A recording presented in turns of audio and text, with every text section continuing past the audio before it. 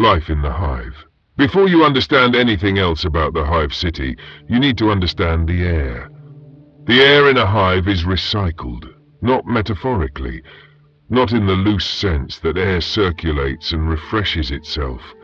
Genuinely, mechanically, industrially recycled. The oxygen you breathe has been processed through filtration systems of varying age and reliability, pushed down through the levels from the intake shafts in the outer shell, and by the time it reaches the lower habs, it has passed through millions of other lungs before it reached yours. The taste of it is something between chemical and organic, something the mid-hive workers describe as just the air, and newcomers from off-world describe in terms that make even hardened hivers uncomfortable. You stop noticing it. Everyone stops noticing it. The ones who never stop noticing it tend not to last long, because the quality of your attention in a hive city needs to be directed at things that can actually kill you, and the air is only technically in that category. This is life in the hive. You adapt to the things you cannot change, and you save your attention for the things you can. The hive city is the backbone of the Imperium of man. This is not sentiment or propaganda, though the ecclesiarchy deploys both in the direction of this fact with considerable enthusiasm. It is simple economics. The hive worlds, planets whose entire surfaces have been given over to these towering arcologies of adamantium and rockcrete, produce the weapons, the vehicles, the munitions, the industrial components, and the soldiers that keep the Emperor's domain functioning in the face of everything that wants to end it. A single hive city can contain populations counted in the billions. A single hive world can host dozens or hundreds of such cities, each rising from the toxic fog of the surface like a mountain made by hands rather than geology, stretching kilometers into the sky and sinking just as far into the planet's crust. You are a small component of this system. You have always been a small component of this system. Your parents were, and their parents before them, stretching back further than the oral histories of your hab block can reliably trace, which is not as far back as you might imagine, since oral histories in the lower hive tend to be disrupted by the kinds of events that make oral history transmission difficult. What you know is what you were told, and what you were told is what survived the telling. You know your level. You know your manufactorum, or your hab block, or your guild affiliation if you are fortunate enough to have one. You know the routes between these places that are relatively safe and the ones that are not. You know which Arbites patrols pass when, and which ones stop for the kind of questions you do not want to be asked. You know where to buy food that will not make you sick more often than it makes you sick. And you know that this distinction is doing a lot of work. You know what the hive is. What you do not know, in most cases, is anything beyond it. The vertical world. The hive city is organized by altitude, and altitude is the most honest expression of social structure that the Imperium produces. There is no subtlety about it. The higher you live, the better things are. The lower you live, the worse they get. The distance between the top and the bottom is not metaphorical distance. It is literal kilometers of habitation, manufactorum, structural support, waste pipe, and accumulated detritus separating the spire nobility from the sump at the base. And every level between them carries a specific quality of existence, calibrated precisely to how far from the top it sits. The spire is where you do not live. It is where the noble houses of your world have always lived. The great families who control the industrial output of the hive, who negotiate with the administratum and the mechanicus and the ecclesiarchy for the terms of the planet's compliance with imperial demands, who receive visitors from off-world in halls that would not look out of place on a more civilized planet. The spire, on a good hive world pierces the cloud cover. The inhabitants look down on the pollution that chokes the lower levels from above it, breathing air that is filtered to something approaching actual freshness, eating food imported from agri-worlds rather than processed from whatever the recycling systems produce. Some of them have never descended below the security checkpoints that separate the spire from the rest of the hive. In some ways, the spire is more dangerous than anywhere below it. The political machinations of the noble houses can cost you your life as efficiently as any gang blade. And the consequences of losing a factional struggle in the spire are permanent, in ways that losing a factional struggle in the mid-hive rarely is. But the people in the spire are dying of politics and assassination and the slow corrosion of power unconstrained. The people in the lower hive are dying of everything. There is a difference. The upper hive, just below the spire's security gates, is where the bureaucrats live. The administratum functionaries who manage the day-to-day running of the hive's systems, the senior manufactorum managers who oversee production, at the level where production decisions are made rather than simply implemented. The merchants who have done well enough to afford residences above the smog line without quite achieving the status that grants access to the spire itself. Space is abundant here by hive standards, which means your dwelling is a room rather than a bunk in a shared block. Power is reliable. The food is still processed, but it is processed into something that tastes like food rather than something that merely keeps you alive. The upper hive is the closest most people will ever get to what the Imperium's propaganda describes as normal human existence, and it is far enough from the experience of the lower levels that its residents can sustain the comfortable belief that the hive is fundamentally a workable place to be a person. The working hive, the mid-hive, the bulk of the structure, the vast middle where most people actually live, does not sustain that belief. It does not try to. The mid-hive is honest about what it is in the way that only a place without the resources to be dishonest can be. It is the manufactorum floors and the hab blocks above them and the narrow streets between them and the recycling pipes running through the walls of all of it, carrying the hive's waste from the upper levels down to whatever process converts it into something that can be used again. The air is worse than in the upper hive and better than in the lower levels, which is the description of everything in the mid-hive. Worse than above, better than below, endured rather than experienced. The manufactorum and the shift. Most people in the hive work in a manufactorum. Not all. The hive requires administrators, enforcers, clergy, merchants, water handlers, waste handlers, medicae, and the countless other specialists that keeping 1 billion people alive in a sealed arcology requires. But the manufactorum is the hive's reason for existing, and the majority of its population serves that reason in the most direct way possible. You stand at a station. You perform a task. You have always performed this task or one like it. You will perform it until you die or become unable to, at which point someone else will take your place. The shifts are long. The Imperium's relationship with the concept of labor protections is complicated, which is a polite way of saying that the concept is not a recognized part of its legal or administrative framework in most hive contexts. You work as long as the work requires. You are fed in proportion to your output.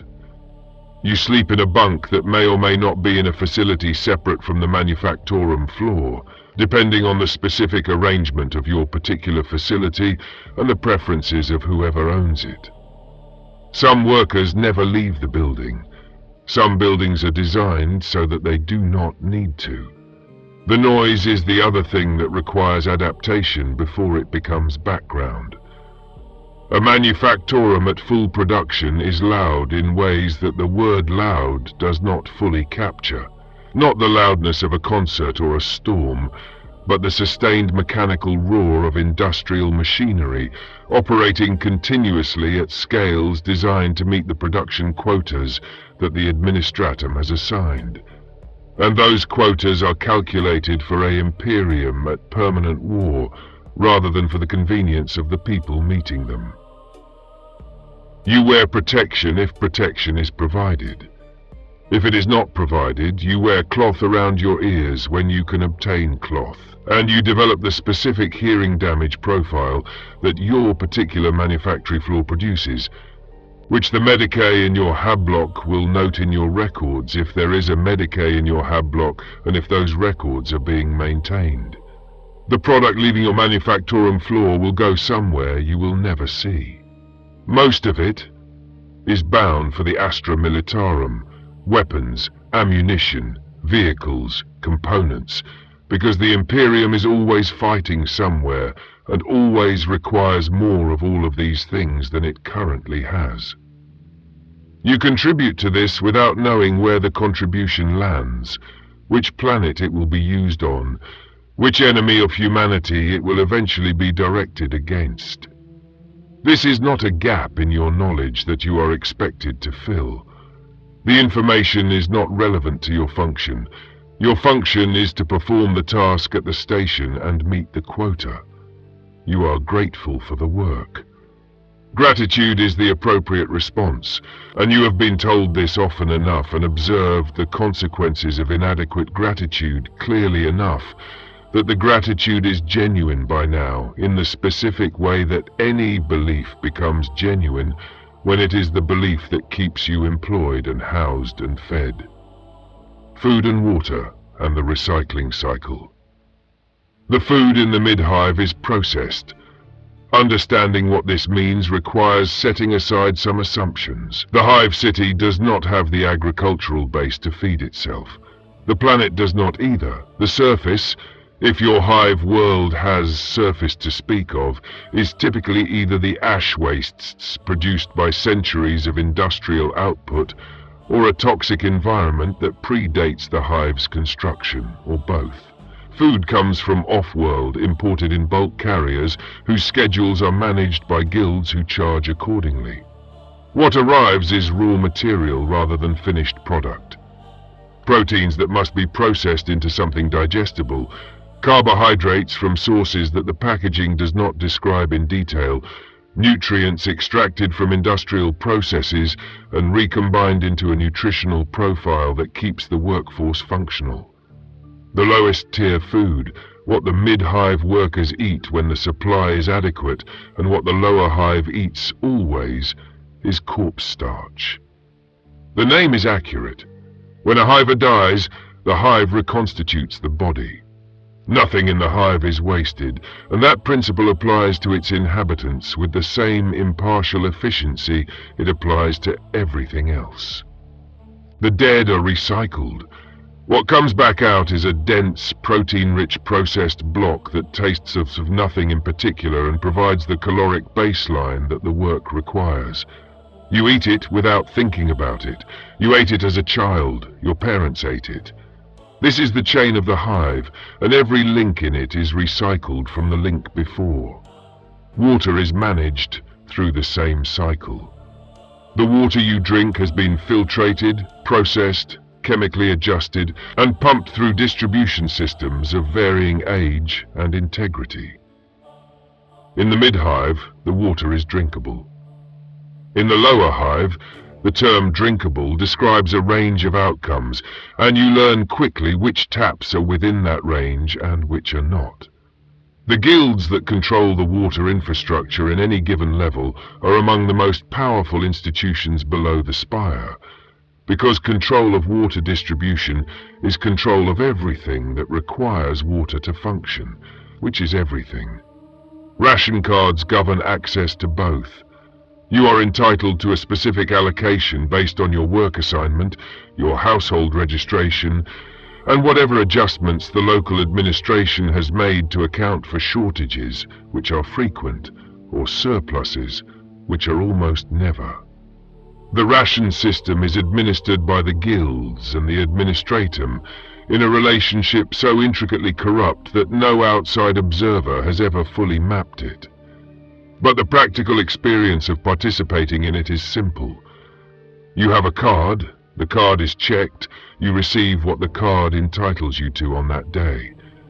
Whether that quantity is sufficient depends on too many variables to list, and whether you can supplement it through legitimate means depends on whether you have skills or connections that the supplemental economy values.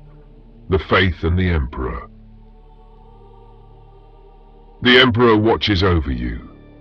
He has always watched over you.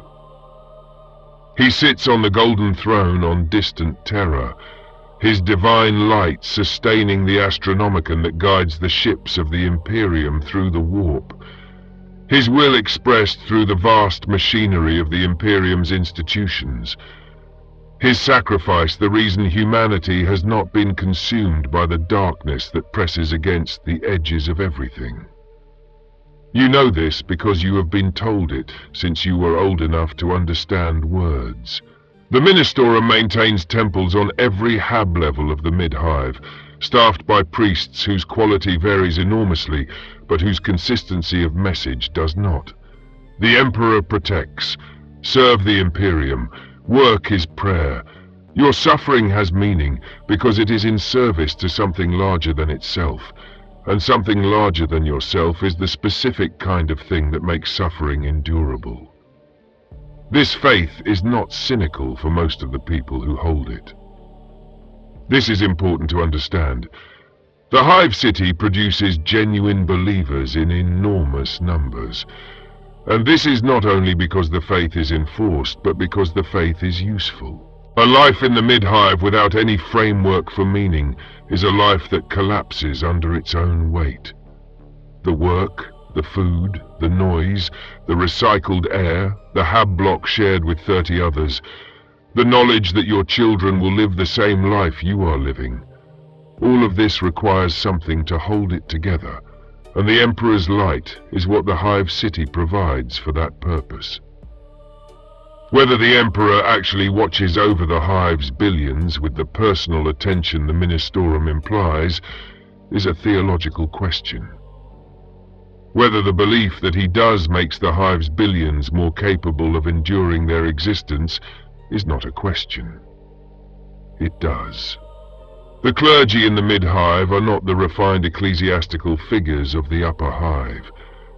They are drawn from the same population they serve, speaking in the same vocabulary, understanding the same constraints. The best of them are genuine comfort.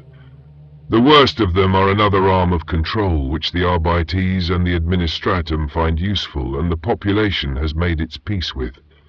The difference between genuine pastoral care and instrumentalized ideology is a distinction that philosophers argue about. The people of the mid-hive do not have time for philosophers. The Emperor protects. It has to be enough because it is what there is. The enforcers and the law. The Adeptus Arbites are the Imperium's law enforcement in the Hive, the black-uniformed, shotgun-carrying enforcers of Imperial law who maintain the precinct fortresses that dot the mid-hive like bunkers in a war zone, because that is roughly what they are. The Arbites enforce Imperial law, which is a different thing from local ordinances and hab-block regulations. Imperial law covers the serious matters: heresy, rebellion, the failure to meet tithe requirements, the specific categories of crime that threaten the Hive's function rather than merely its residents. For the ordinary disputes of daily life, the theft of ration cards, the violence between neighbors, the black market in processed food, the Arbites are less relevant than the local enforcers who work for the guilds and the house authorities that actually govern the level. The practical experience of law in the mid-hive is this: there are things that will bring the Arbites down on you, and there are things that will not. And the line between them is roughly the line between threatening the Imperium's interests and threatening only your own. A body in a hab corridor is a matter for the enforcers, assuming the enforcers notice it, assuming they decide it warrants attention. assuming whoever disposed of it has not paid the relevant people to look elsewhere.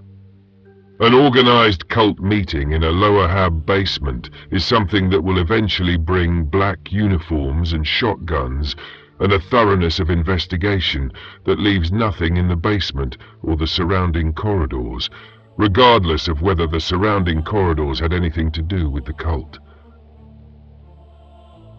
The Arbites conduct purges of the lower levels with sufficient regularity that the lower hive has developed specific cultural adaptations around the experience of a purge. Where to be, where not to be, what to say, what not to say, how long to stay indoors afterward.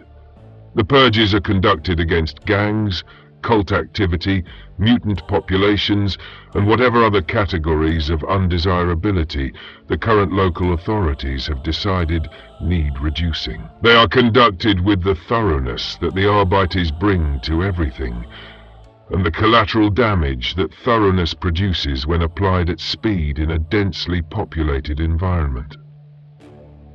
You are not the target of a purge.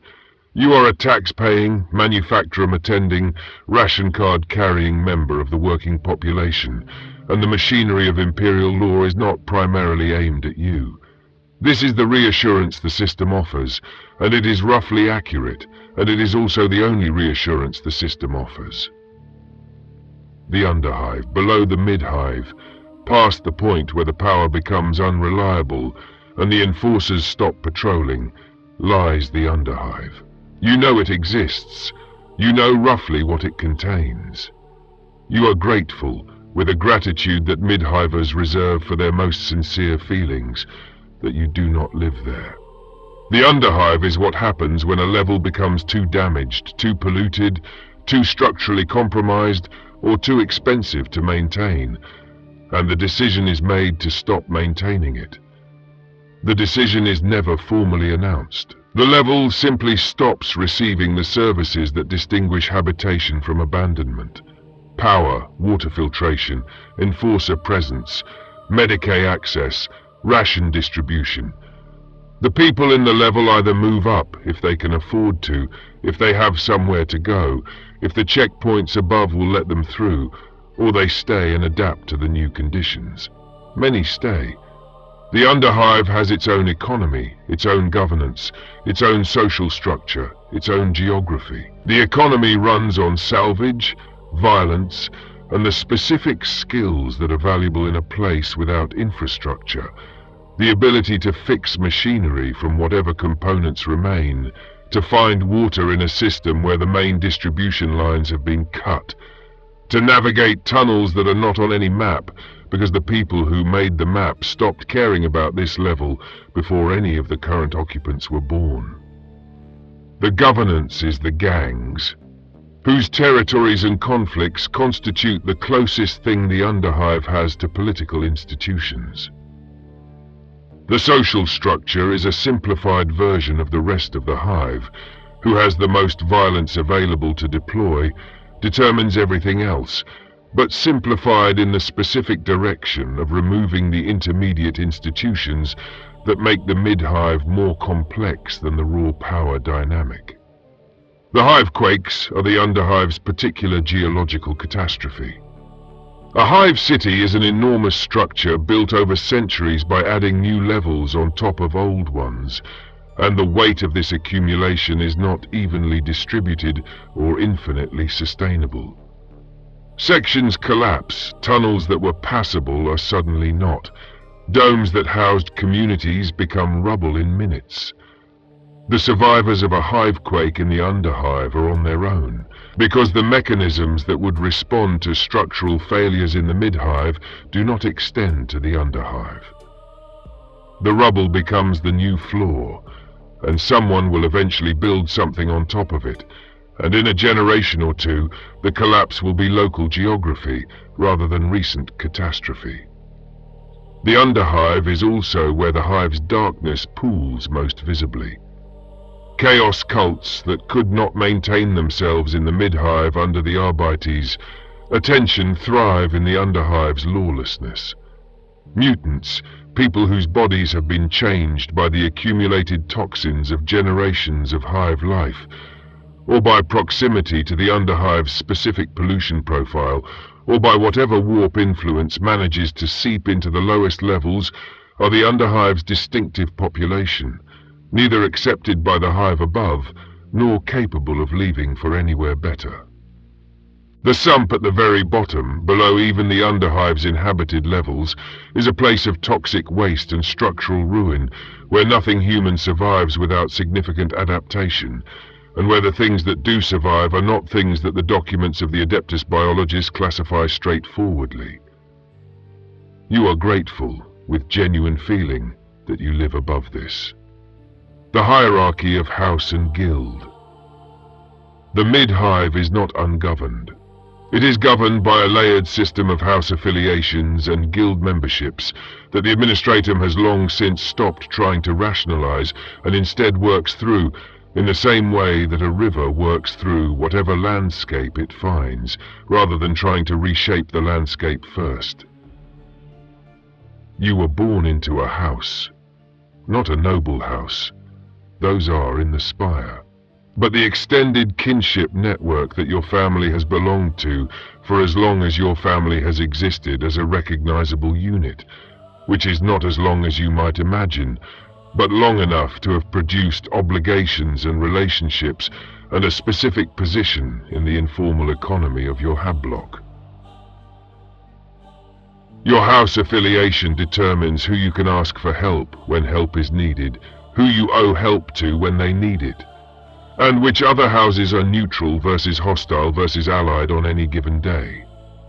It is the closest thing to a social safety net that the mid-hive offers, and like all such nets, its quality depends on who else is attached to it. Guild membership is the professional layer over this.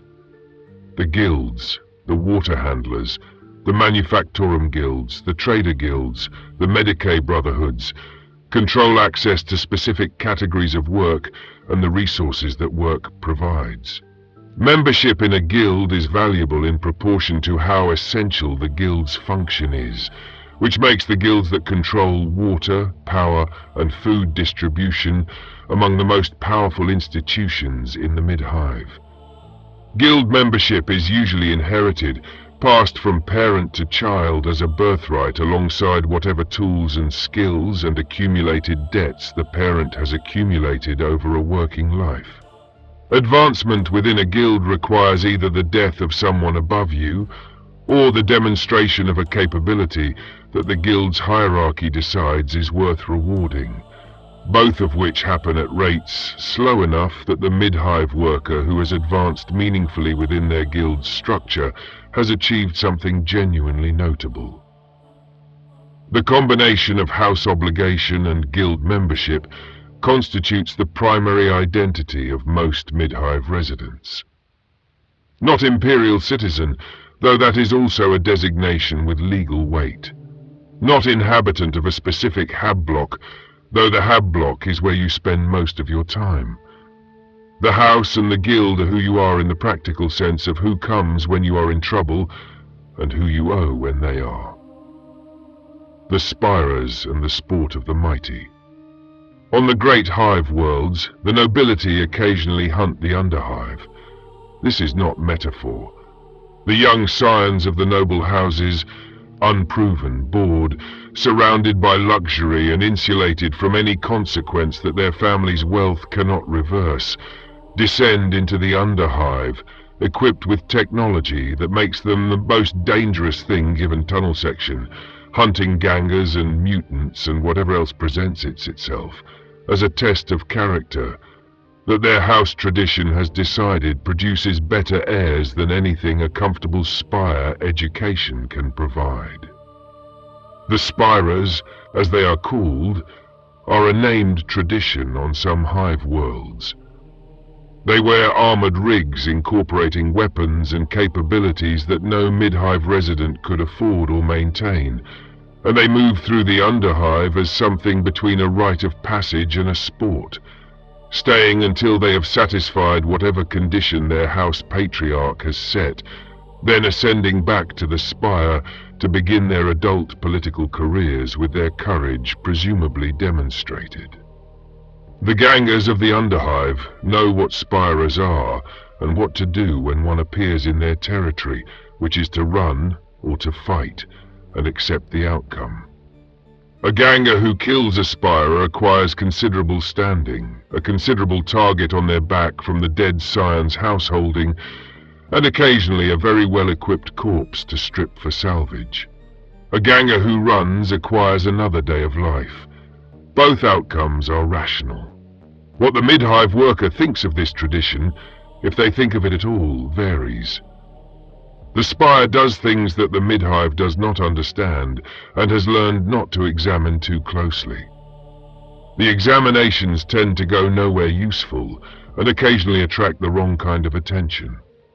What leaves and what stays?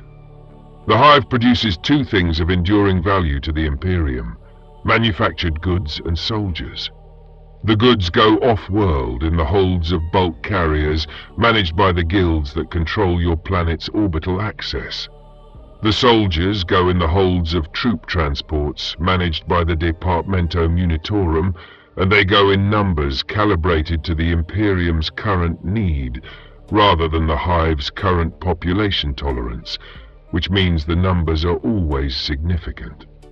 Astra Militarum recruitment in the hive is, like most things in the hive, a transaction. The hive is required to meet a tithe of bodies, and the bodies it sends are drawn from the population with a selectivity that reflects both military requirements and local political arrangements. The young, the physically capable, the ones without strong guild or house affiliations that would make their loss politically inconvenient, these are the ones who find themselves in uniform. Some volunteer because the alternatives on offer in the mid-hive have a specific quality that makes the prospect of fighting the Imperium's enemies on distant worlds seem, if not appealing, at least different. Different is something. Different is the one thing the hive does not easily offer. The ones who leave and do not come back are assumed dead, eventually, if no communication arrives. Communication arrives rarely, because the communication infrastructure of the Astra Militarum is not designed for the convenience of grieving families in the mid-hive. The ones who do come back are changed in ways that the mid-hive generally respects at a distance. Veterans carry something that the hive did not put there, something from the outside that the hive has no framework for, but the hive absorbs them back as it absorbs everything. Back into the manufacturum cycle, or the guild structure, or whatever place the house can find for them. The hive does not change for the people who leave it. The people who leave it change for the hive, every time they come back, a little more than the last time they left, and most of them do not leave at all. Most of them are born in a specific hab block on a specific level, and they live and work and eat and pray and sleep in a radius of a few kilometers that represents the entire physical scope of their existence. And they die in the same hab block or one nearby, and they are recycled, and the hive continues. This is the honest summary of what it means to live in the hive. Not the worst existence in the galaxy. That distinction is contested by several other places, some of them not far away, but an existence calibrated to the needs of something much larger than itself, and those needs are not yours. Your needs are a secondary consideration, managed rather than addressed, sustained at the level required to keep you productive and no further. The Emperor protects, and the hive provides, and the manufacturum quotas are met, and the Imperium endures for another day. The air comes through the recycling system the same as always. You stopped noticing it a long time ago. Everybody does. The weight of years. The Hive City is ancient, not old in the sense that a cathedral or a keep is old, centuries, a millennium at most. Old in the sense that the lower sections of the structure were built during periods that predate the current Imperium's administrative records. that some of the machinery in the sub-levels installed during the Age of Strife and has been running since. That the original foundations were laid by people whose names are not recorded anywhere, and whose purpose in building this specific structure in this specific place is lost to the kind of time that erases purpose along with names. The hive accumulates.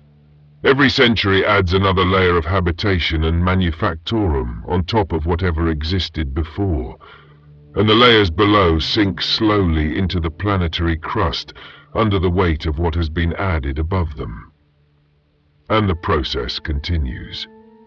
The very lowest levels are not ruins in the usual sense. They are the compressed archaeological record of everything the hive has been over its entire lifespan, flattened and fossilized under the weight of its own continuation. The scavengers who work the sump and the hive bottom are not just survival communities in a toxic environment.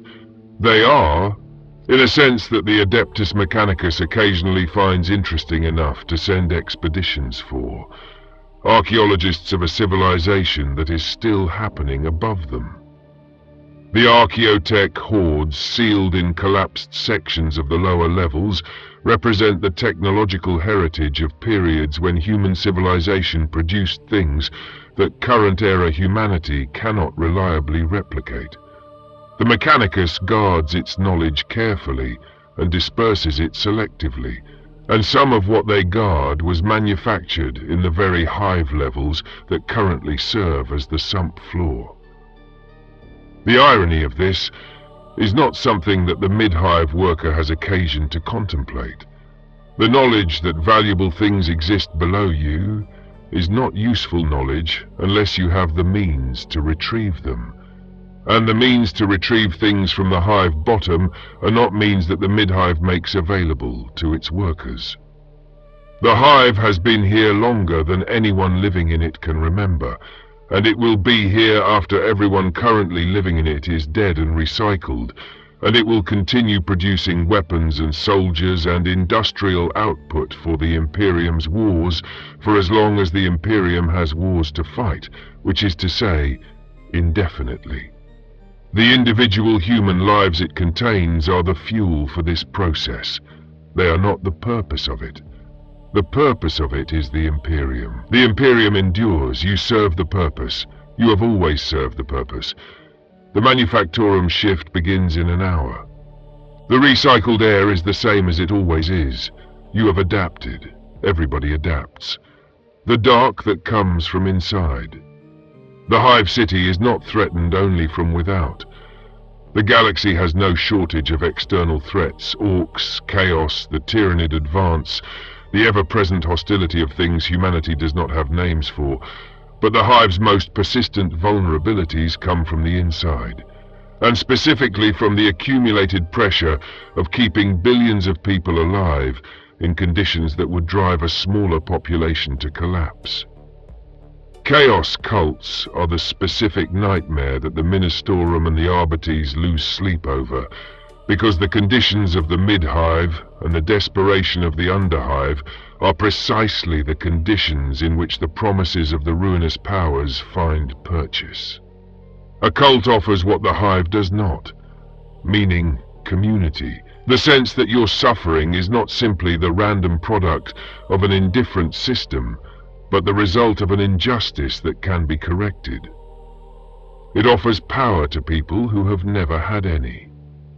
It offers the specific comfort of having enemies you can name, and the darker comfort of having a framework in which your rage at the conditions of your existence is not only justified but sacred. The Ministorum works hard to provide the same things legitimately, which is why the faith in the Emperor is so important, and why the Arbites support the Ministorum's presence in every hab level with considerable enthusiasm. The competition for the spiritual allegiance of the desperate is taken seriously. When the Ministorum wins, the desperate give their devotion to the Emperor and their labor to the Manufactorum and their rage to the enemies of mankind, and the system functions. When the Ministorum loses, the Arbites come with shotguns, and afterward there are fewer people in the relevant hab blocks. The Psykers are the related terror. Among a population counted in the billions, a statistically predictable number will manifest psychic ability in each generation. Most of them will manifest it quietly enough that they die before anyone notices, consumed by whatever finds its way in through an unguarded connection to the warp. Some will manifest it obviously and be taken by the black ships, the Imperium's vessels that collect Psykers for training, for the Adeptus Astra Telepathica, or for the Golden Throne's hunger. And their removal is not mourned, because the alternative to removal is much worse. Some will slip through the cracks. Psykers in the Underhive, undetected and untrained, are the specific combination of dangerous and desperate that makes Arbites commanders age quickly. The Hive survives these pressures the way it survives all pressures, by being large enough that no single failure is catastrophic, by having enough redundancy in its population and its systems that the parts which break can be replaced by the parts which have not broken yet, and by maintaining the specific institutional memory of what happens when the failures accumulate past the threshold. The Hive has been here before. It will be here again. The individual instances of heresy and cult activity and psychic emergence are managed, and the management is brutal, and the system continues. What the management does not address is the underlying condition that produces the pressures in the first place. The crowding, the poverty, the recycled air and recycled food and recycled lives, the knowledge that nothing you do will substantially change the circumstances into which you were born. These are not problems the Hive City is trying to solve. They are the Hive City. The system does not malfunction when its population is desperate. The system requires a desperate population to function at the output levels the Imperium demands. This is a fact that the Ministorum does not advertise, and that the Administratum's functionaries do not write down in their reports to Terra, but it is a fact that the Hive City demonstrates every day it continues to meet its tithe. 3 missed meals from anarchy, it is said. A hive world cut off from its supply lines does not survive a year.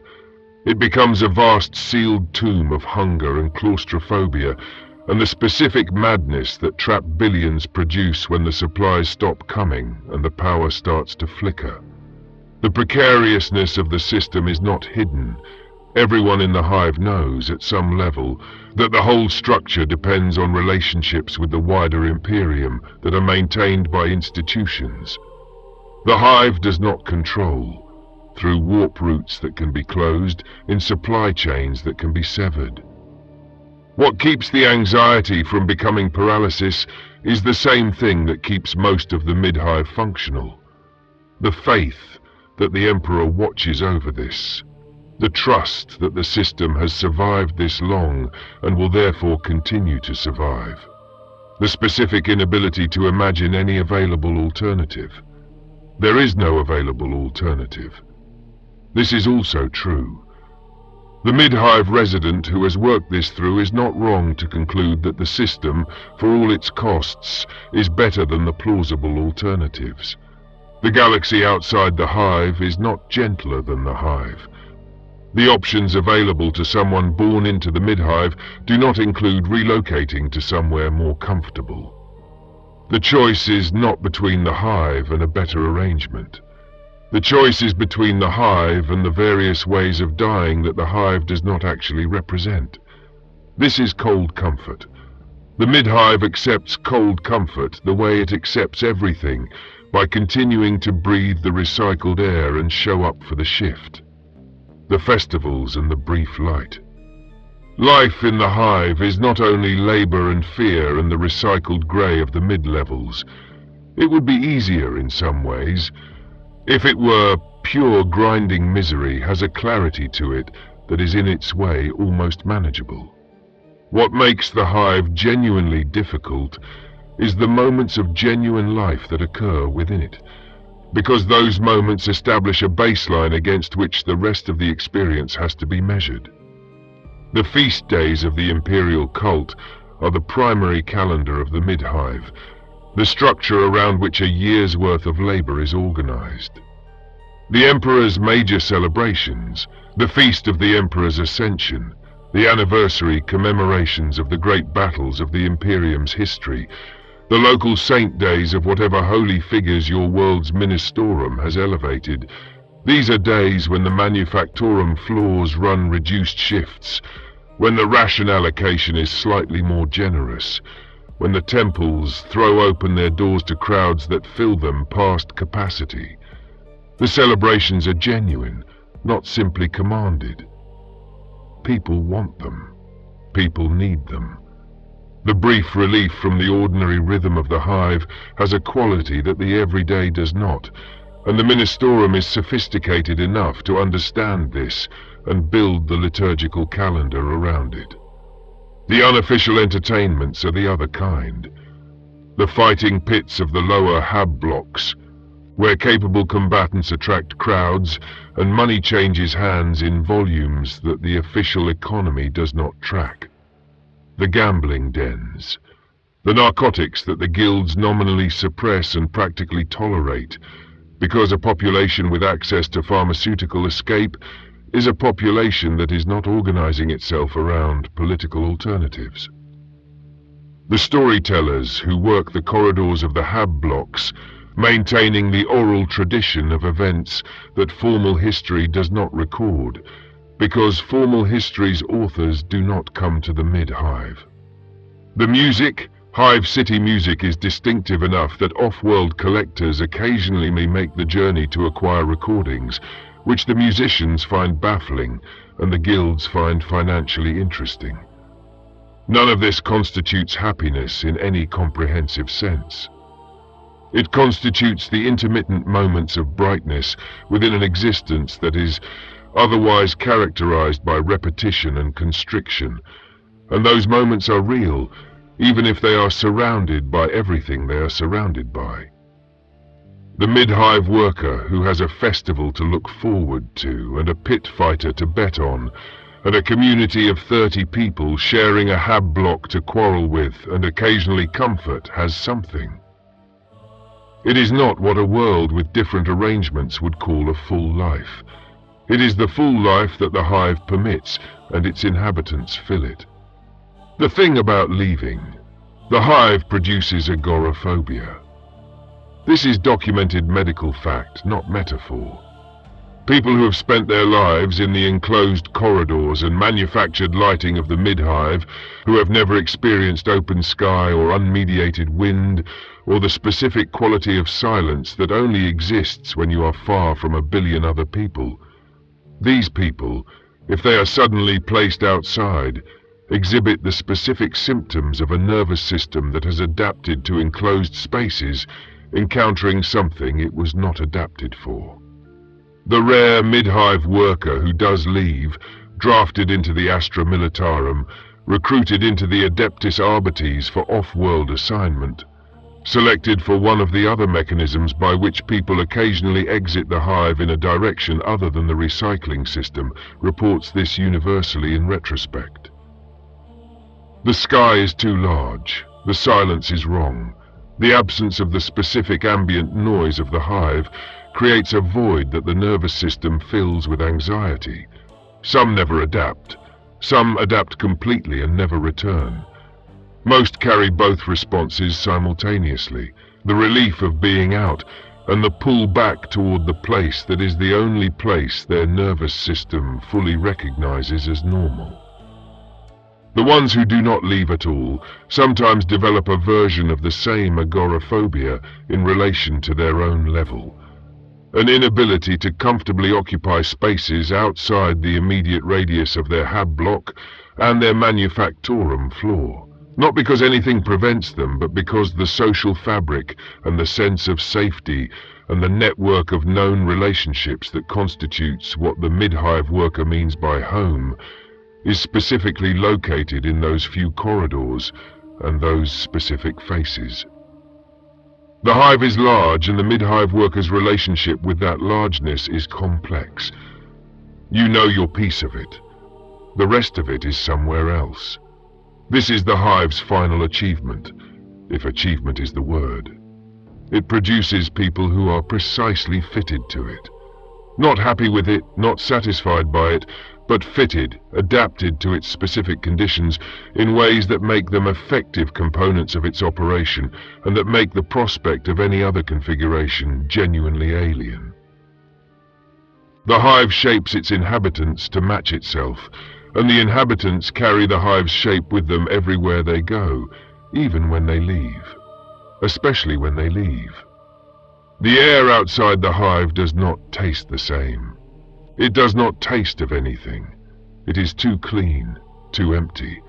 The mid-hive worker who finds themselves outside, looking up at a sky that the hive has never shown them, understands for the first time what it is they have been breathing their entire life. And they are not sure in that moment whether they want to breathe something different. The hive is behind them, kilometers of it, full of the people they know and the work they understand and the recycled air that tastes of everything that has passed through before them. Home, they think. Despite everything. Home. The mechanics of survival. The practical business of staying alive in the mid-hive is not the dramatic violence of the Underhive or the political assassination of the spire. It is quieter and more consistent, and in its way more demanding, because it never stops. You manage your ration card carefully. This means knowing when the distribution points are restocked, which ones are run by officials who apply the rules, literally, and which ones have arrangements with local guilds that affect how the allocation is implemented in practice, and which supplemental sources can bridge the gap when the official allocation is not sufficient. The supplemental sources are technically irregular and practically essential, and the Arbeites are aware of them and have made the specific calculation that suppressing them would produce more instability than tolerating them. This calculation is reviewed periodically and has so far produced the same conclusion. You manage your position in the hab block carefully. 30 people sharing a floor of a hab block is the reality, and 30 people generate disputes over noise, over the use of shared facilities, over the allocation of the slightly better sleeping positions, over the specific personal history that accumulates when people have no privacy and nowhere else to go. The person who is useful to the group has a better experience than the person who is not. And usefulness is a quality you can cultivate if you understand what the group needs and have the skills to provide it. Being liked is useful. Being trusted is more useful. Being the person who knows which maintenance shaft connects to the level above and how to get there is the most useful thing of all, because information in the mid-hive is the resource that money cannot simply buy. You manage your relationship with the relevant authorities carefully. The enforcer on your corridor knows your face and knows your house affiliation and has formed an assessment of you that you want to remain favorable. The guild representative who processes your work assignment knows your output record and has opinions about your reliability that affect your access to better assignments if better assignments become available. The Ministorum deacon who runs the temple on your level knows whether you attend and how you present yourself when you do. And this is information that gets passed upward through the Ministorum's own networks in ways that occasionally affect things the Ministorum controls, which is more things than it appears to control. None of these relationships are simple patronage, though they have patronage's structure. They are the social infrastructure of a society that has produced no other reliable infrastructure at the individual level. You are not trying to accumulate power within these relationships. You are trying to remain visible in ways that are beneficial and invisible in ways that are protective. which is a more demanding balancing act than it sounds when practiced daily for an entire life. The Hab-block gossip network is the intelligence infrastructure on which all of this rests.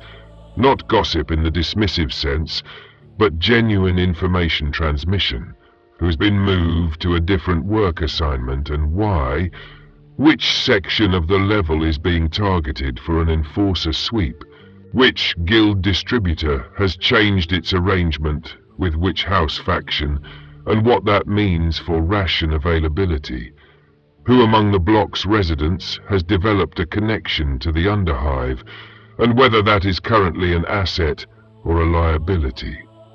The person who is plugged into this network and takes it seriously survives the mid-hive substantially better than the person who does not. And the person who contributes useful information to it is compensated in the informal social currency that governs everything the formal economy does not reach. This is the shape of a mid-hive life.